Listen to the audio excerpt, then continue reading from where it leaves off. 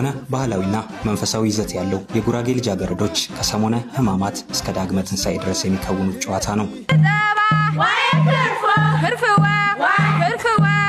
የኩርፎ ጨዋታ ከሰሞነ ሕማማት ተጀምሮ እስከ ዳግመ ትንሣኤ ድረስ የሚቆይ የጨዋታ አይነት ሲሆን ከጥንት አያቶቻችን ጀምሮ ሲከበር የቆየው በዓሉ በጊዜ ሂደት እየተረሳ የነበረ ሲሆን ባህላዊ እሴቱ እርስ በርስ የሚያገናኝና አብሮነትን የሚያጠናክር በመሆኑ ይህ ቱባ ባህል ዳግም እንዲያንሰራራ እየተሰራ ይገኛል። የዘንድሮውን የኩርፎ በዓል አከባበር ልናስቃኝ ወደድን።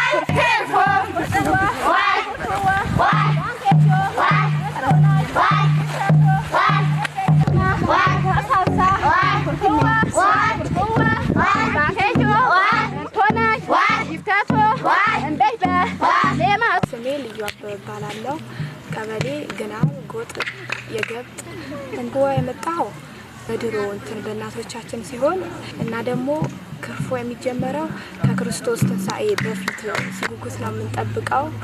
ወጠረሽ ከሚትየናት ከጥንት ከሚትየናት ጠረሽ ክርፎ ደግሞ ደስታም ሀዘን የሚገልጹ መጀመሪያ ደግሞ ሀዘን የሚገልጽ ቤታ ህማማት የገባው ጎታ ሰጠው እንት ይላል ይገልጽ ደግሞ ሀዘን መጨረሻ ደግሞ በደስታ ይደውጪት ጀመረ በሀዘን እንጫወት ታነት አይ በደስታ ነው ያየርነው ታነት ደስታ ይሰማል ተመንግስታት ሞራል ዋል ይገባል እኛ ከደሞ አጥናከርን ታነ ኤክሰስ ነው ራሱ አስተመረን ታነ እኛ ኩሻተን ባህልና ናፍራጅነት